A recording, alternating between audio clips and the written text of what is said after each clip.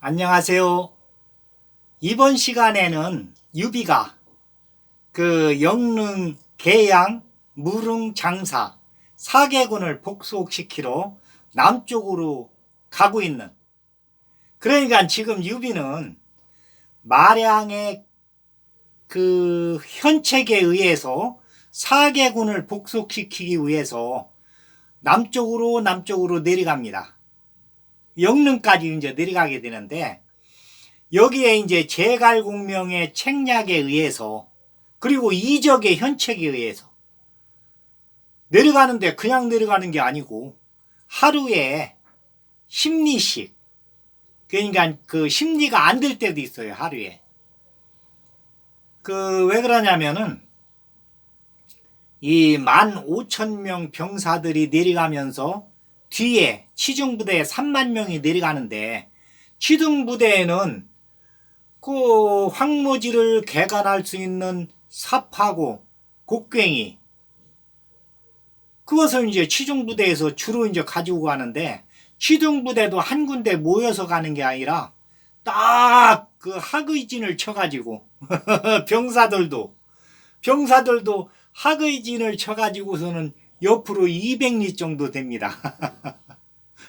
그러니까 그때 병사들은 어떻게 되느냐면은, 직제를 5부장부터 이렇게 이제 해요. 그 5부장이 뭐냐면은 5명을, 그러니까 이제 오진법이죠. 공자가 내놓은 오진법에 의해서 병사들을 관리하는데, 5명을 한 부대로, 지금 얘기하자면 이제 우리 하자면 분대로 이렇게 이제 결속을 시키는 거예요. 5을. 여기에서 한 명 리더를 뽑아가지고, 그러니까 이제 5부장이죠. 5부장을 뽑아가지고 그 사람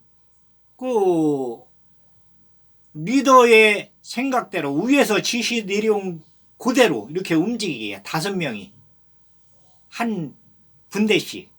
그러니까 이제 이걸 둘을 합치면은 10부장이 되는 거예요.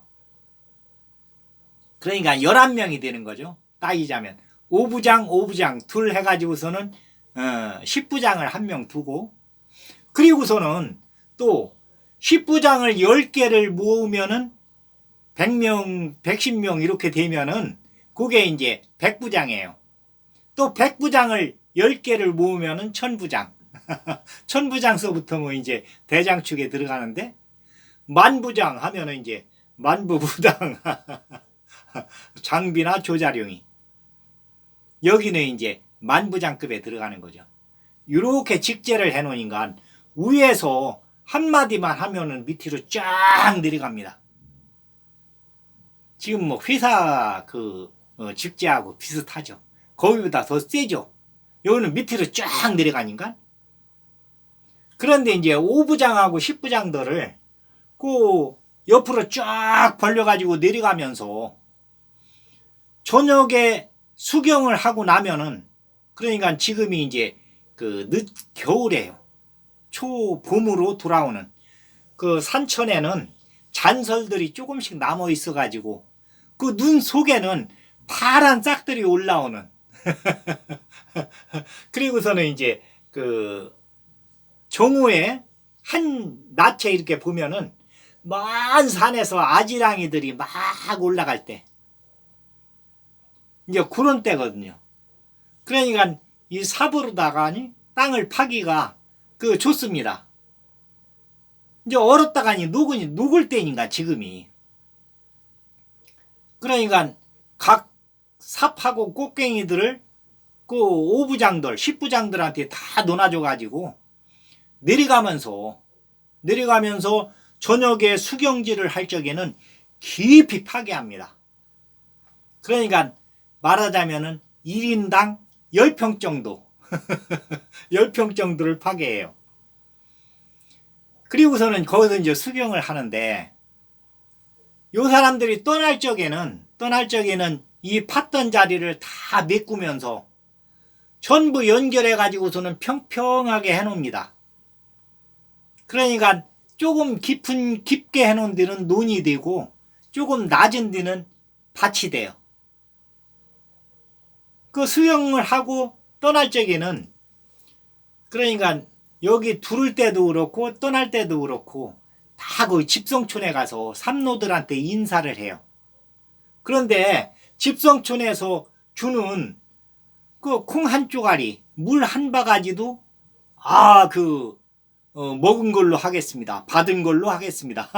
이러면서 지금 위의 지시에 의해서 우리가 물 한 바가지라도 콩 한 쪼가리라도 민폐를 끼치면 안 됩니다.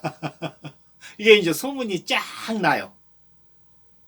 그 소문이라는 것은 바람 날이 하루 종일 철지를 가니까 3일도 안 돼가지고 영릉성까지 싹 소문이 납니다. 이렇게 유비군대들이 내려오는데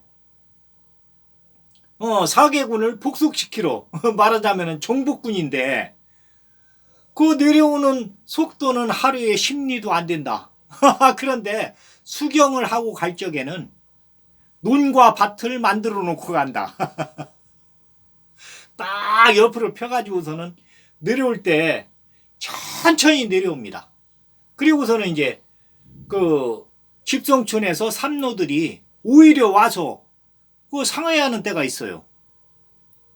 우리가 여기서 논농사를 지는데 저 위에 뚝방을 만들어서 저수지를 만들면 우리 소출이 많이 늘어날 것입니다. 여름에는 장마가 지면은 다 쓸려 내려가가지고 아주 어렵습니다. 이렇게 얘기를 하면은 오히려 보고를 해요.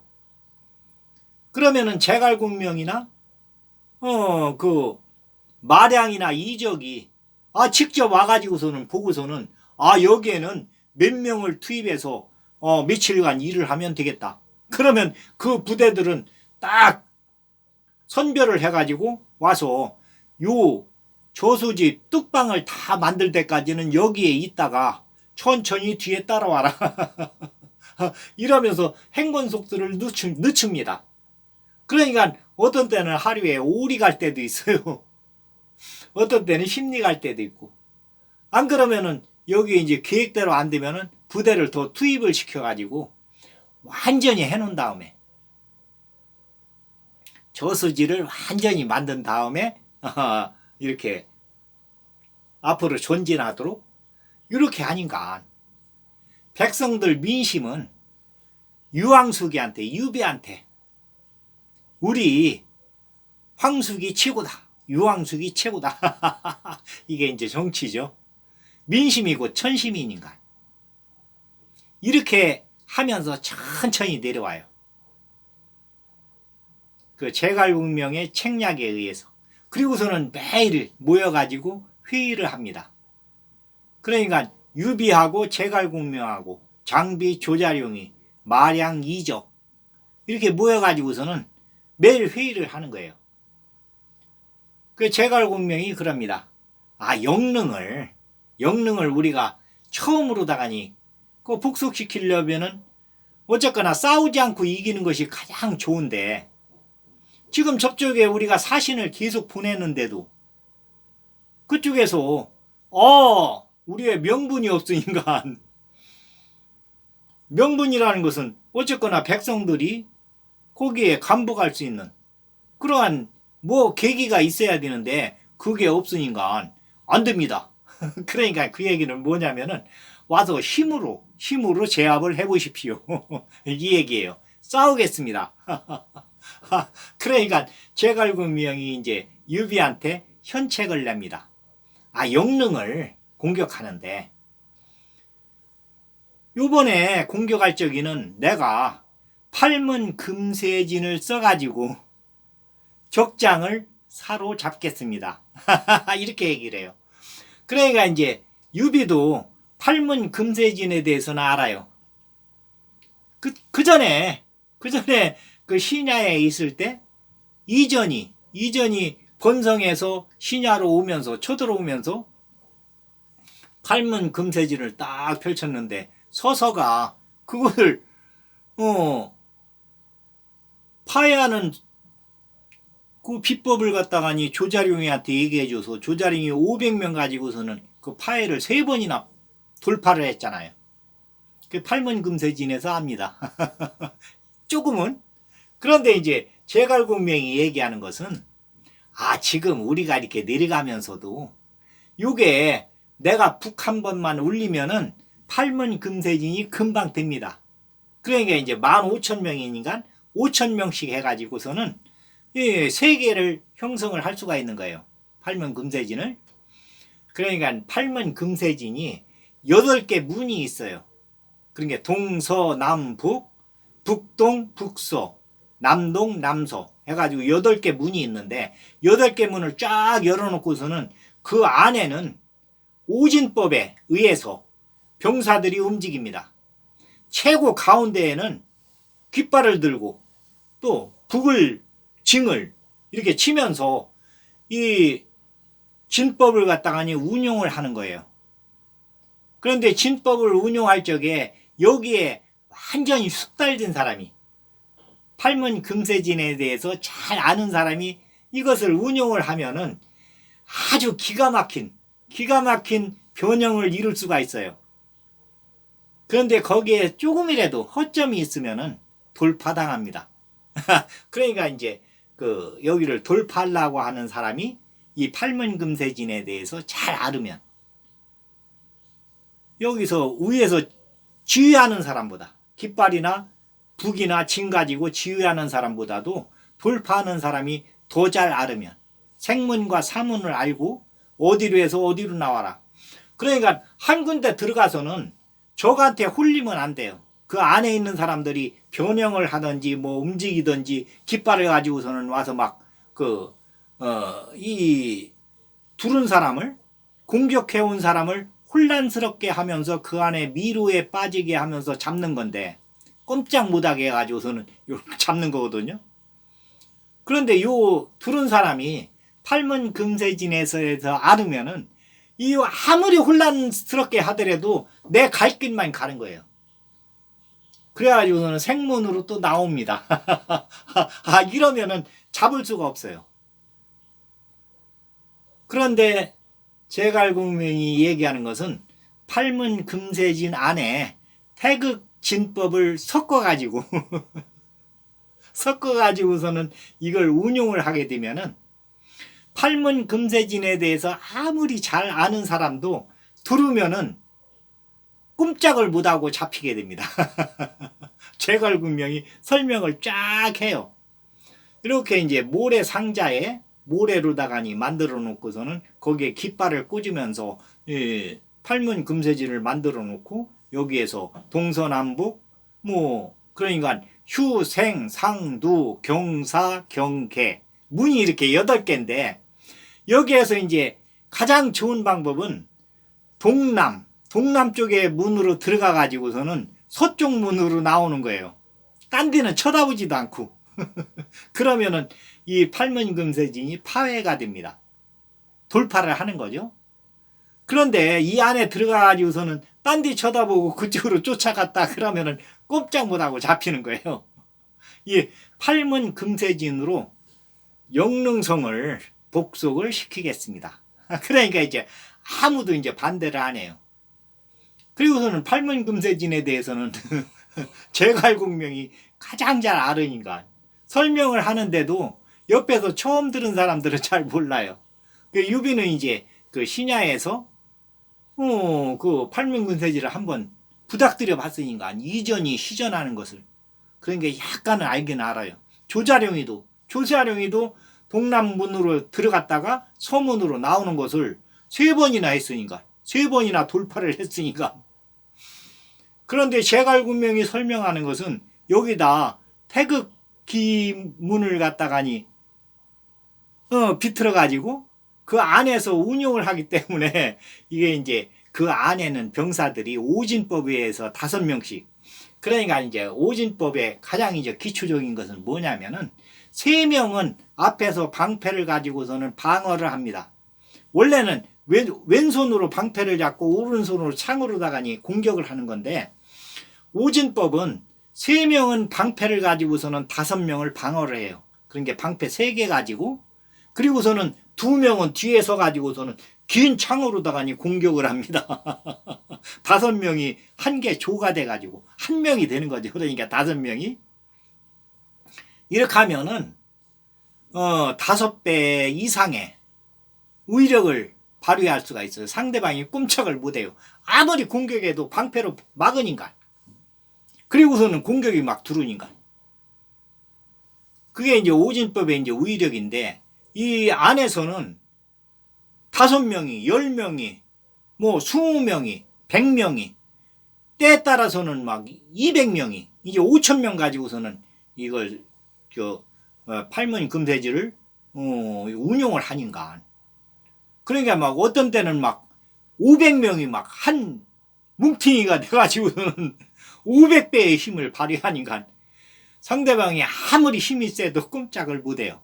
이게 이제 팔문 금세진의 오진법의 이제 위력인데, 요걸 가지고서는 영능성을 한번 복속을 시켜보겠습니다.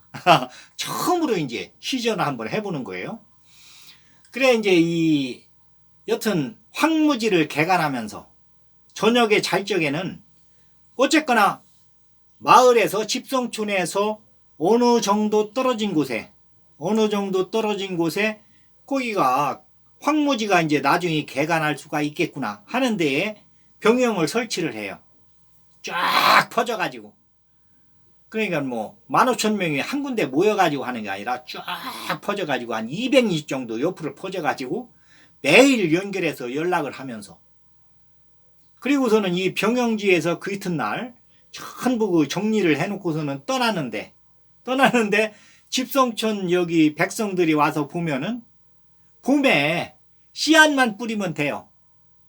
밭은 이미 돼 있고 여기에다가 이 조금만 뚝만 만들어서 물을 대면은 논이 되고 그리고서는 지나가는데도 아무 해악을 안 끼치니까, 민폐를 끼치지 않으니까 백성들의 마음은 다 유황숙이한테 황소는 틀리구나. 지금 400년 동안 지금 그 한나라가 이어져 왔는데 황소를 보는 것은 처음이에요. 이렇게 백성들을 위해서 백성들한테 은혜를 베풀면서 지나가는 그 황소를 보는 것은 백성들이 처음입니다. 그러니까 뭐 칭송이 뭐 이미 성을 돌파를 안 했어도 백성들의 마음은 다 유황숙이한테 옵니다. 그러니까 이겨놓고 싸우는 거예요. 이겨놓고, 이게 이제 그 손자병법에도 나오는 건데, 아까 얘기하던 팔문 금세지는 최초로 만든 사람이 손빈이에요. 손빈. 그 춘추 시대에 보면은 춘추 전국 시대, 그러니까 이제 춘추 시대에 손무가 나왔고 전국 시대에 손빈이 나왔는데, 제 나라에서 손빈이 나왔는데, 그 이제 손무의 자손이라고 그래요. 지금 저 오나라를 그 다스리고 있는 손권이도 손무의 자손입니다. 손권이도. 그런데 이제 그 손무가 진 손자병법이 있고 손빈이 진 손자병법이 있어요.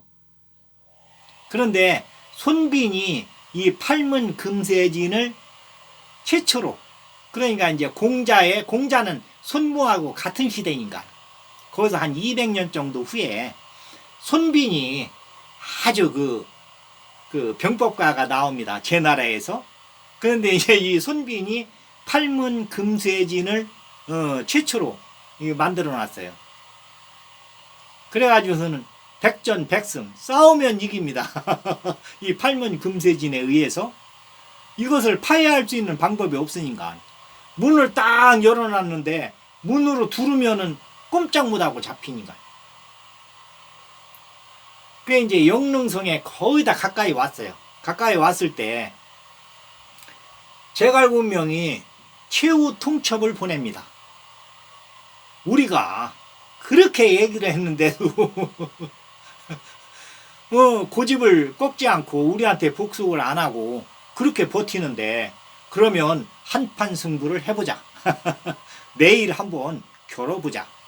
이래가지고서는 제갈군명이 그 팔문 금세진을 딱 설치를 하고 최고 저 가운데에는 장비가 깃발을 딱 들고 서 있습니다. 그리고 그 옆에는 유비가 서 있고, 그리고서는 제갈군명은 수레를 타고서는 학창을 입고 배구선을 들고, 배구선 있죠 이거 거위 털로 만든 우산, 부채를 딱 들고서는 겨울인데 한겨울인데도 그러고서는 이제 준비를 하고 있어요. 그런데 영릉성에는 이제 어떻게 되냐면은 그 유도가 이제 거기 이제 태수로 있는데, 유도 아들 유현이가 이제 그 장정이에요. 아주 힘도 세고. 그런데 이제 그 유현이의 친구 형도영이 지금 얘기하자면은 금강급의 장사예요. 접은 적이 없어요. 이 영릉 지방에서는 최고 장사입니다. 그러니까 뭐 눈에 보이는 게 없어요. 다 이겼으니까. 그러니까 이제 그 본인이 금강급이라는 것을 인식을 못해요. 내가 천하제일이다. 이래가지고서는 이제 그 태수의 아들 유연이한테 그럽니다. 우리가 싸우면 내가 이길 수가 있습니다. 지금까지 나를 이긴 아무도 없지 않습니까? 내가 한번 싸워보겠습니다. 그래가지고서는 이제 10,000명의 병사들을 줍니다. 형도영이한테. 그 형도영이가 딱 성에서 나오는데, 저쪽에서는 문에서 수레를 타고, 마차 수레를 타고서는 제갈군명이 학창의를 입고 배구선을 딱 들고서는 거위 부채를 딱 들고서는 보면 아주 이제 멋있어요. 그러고서는 딱 나옵니다. 그러면서 얘기를 합니다. 내가 황숙의 명을 받고서는 이렇게 나왔는데, 말에서 내려서 항복을 하지 않고서는 무엇을 하는 거냐. 이러면서 이제 제갈군명이 큰 소리를 빵 칩니다. 그러니까 형도영이 무슨 얘기냐. 우리 영릉성을 복속시키려고 하면은 나를 이겨야 된다. 이럽니다. 그러니까 제갈군명이 좋다. 그러면 나를 따라서 이 진문으로 들어라.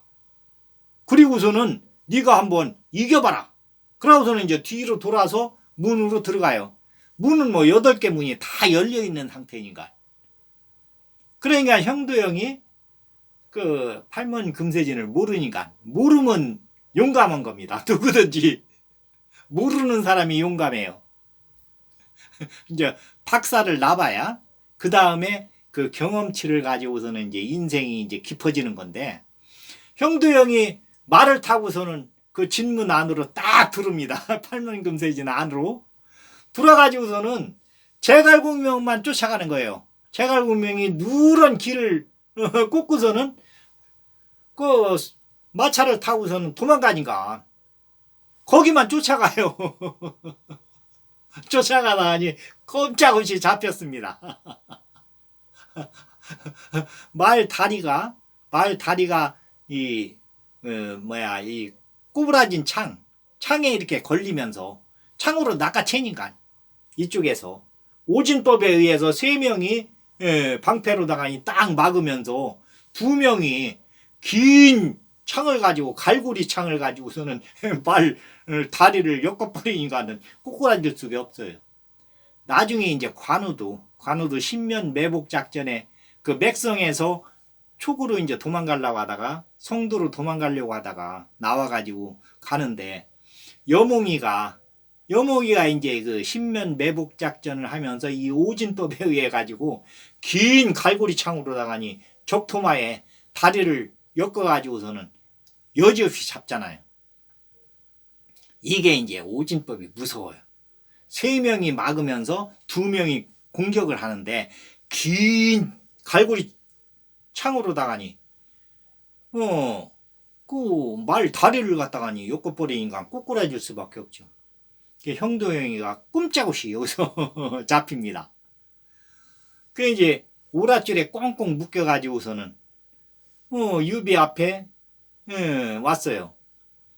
그러니까 이제 거기다 이제 막 병사들이 무릎을 때려가지고서는 무릎을 꿇려놓고서는 제갈공명이 그럽니다. 네가 잡혔지 않느냐? 네 약속대로 항복을 해라. 그러니까 형도영이가 그럽니다. 내가 잡힌 것은 내가 인정을 하지만은 가서 유도 태수한테 얘기해서 항복을 하도록 이렇게 하겠습니다. 그러니까 제갈공명이 그래. 그러면서 이제 형도영이를 풀어줘요. 그러니까 제갈공명은 이가 뭐 손 안에 넣어놓은 손오공이에요. 다 압니다. 요놈이 가서 딴 얘기하고서는 또 싸우러 나오려고 오늘 저녁에 우리를 암습하러 저녁에 이렇게 오려고 그러는구나. 그 눈빛만 보고서는 또 대번이 압니다. 그러니까 딱 풀어주고서는 그 유비하고 장비하고 조자룡이 마량 이적 이렇게 이제 상의를 하면서 지금 형도영이를 풀어줬는데 형도영이가 우리를 야습을 하러 올 겁니다. 그러면 우리는 역으로 요 막사를 다 비워놓고 병사들 막사를 다 비워놓고 옆으로 피해 있다가 병사들이 나오면 저 영릉성에서 형도영이가 앞장서서 아마 나올 건데 우리를 급습하러 나오면은 그 옆으로 해가지고서는 영릉성으로 들어가면 됩니다. 그러면서 여튼 형도영이 부대에 복장을 그날 저녁에 이제 거기 그 재단사들이 있으니까 한 100벌만 만들으라고 합니다. 그래야 이제 100벌을 만들었어요. 그러니까 장비한테 장비 장군 이 100벌 가지고 장비 장군도 최초로 영릉성으로 들어가게 되는데 형도영이가 나와서 우리 부대가 없다는 것을 알 때쯤이면은 여기서 화약이 터질 겁니다. 그러면은 약간 시간을 두고서는 영릉성 밖에 막 가면서 성문을 열으라고. 우리는 형도영이 부대인데 지금 급하게 됐다. 태수한테 보고할 일이 있다. 이러면서 성문을 열으라고 하면은 성문이 열릴 것입니다. 그러면은 성문 안으로 들어가서 성문을 닫지 못하게 이렇게 하면은 우리 부대가 다 들어가겠습니다. 아니나 다를까 그날 저녁에 야심한 밤에 형도영이가 병사들을 데리고서는 성에서 나옵니다.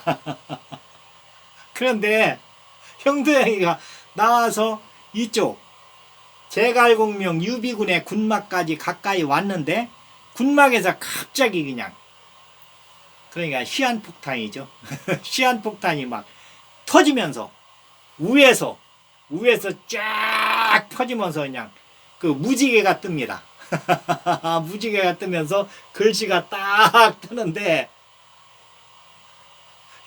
형도영이는 보아라.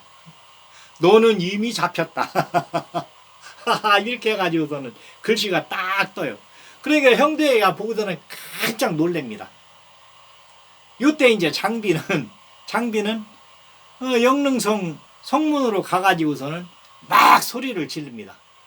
우리는 형도영이 부대인데 급하다. 문을 열어라. 그 위에서 보니까 한 100명 정도가 막 급하게 달려왔는데 그 형도영이가 데리고 간 부대는 한 10,000명 정도가 되고 옆에는 아무도 없어요. 그런데 위에서 지시 내려오기는 형도영이가 지금 야습을 하러 가는데 그 부대에서 만약 급한 일이 있다고 하면은 문을 열어주고 그 안으로 들여라. 이렇게 이제 위에서 지시가 내려왔으니까 형도영이 부대라고 하니까 보니까 횃불을 막 이렇게 비치고 있는데 보니까 복장이 똑같아요. 그 영릉 부대원들하고. 그러니까 문을 열고서는 마저 들였습니다. 그 다음에는 이제 게임이 안 되죠. 장비하고 거기 지키고 있는 그 성문지기들하고는 게임이 안 됩니다. 그러니까 유비하고 제갈공명 그 최고 앞장을 서가지고서는 그 부대들이 그러니까 12,000명이 쫙 안으로 들어가는 영릉성이 금방 여튼 그걸 정복을 하게 됩니다. 그러니까 이제 그 태수 유도가 나와가지고서는 우통을 벗고 나와서 이제 항복을 해요. 항복을 할 적에는 여러 가지 이제 방법이 있는데 여튼 우통을 딱 벗고서는 오면은 항복을 하는 거예요. 그것은 내 알몸을 보여준다. 그래가지고서는 이게 이제 그 협객들 사이에 그 한나라 시대에도 협객 정신이 많이 살아있으니까 그게 이제 협객들 사이에서 하는 일인데 그 유도도 이제 그 협객 그 무리의 이제 하나니까 그리고서는 이제 한 군의 태수라고 하면은 문무를 겸비해야 돼요. 그런데 그때 당시에는 문보다도 무 쪽으로 무력이 있어야 그래야 이제 한 지역을 담당을 할 수가 있습니다. 그러니까 유도도 이제 그 협객 정신에 대해서는 잘 알으니까 딱 우통을 벗고 와서 항복을 합니다. 그러니까 이제 오늘은 여기까지 그 영릉을 그 팔문 금세진에 의해서 형도영이를 완전히 사로잡았다가니 살려주면서 제갈공명의 책략에 의해서 형도성을 영릉을 형도영을 갖다가니 잡으면서 영릉을 완전히 복속을 시키게 됩니다. 그 이제 다음 시간에는 계양을 이제 그 복속시키는 그 이야기를 하겠습니다. 오늘은 여기까지 하겠습니다. 감사합니다.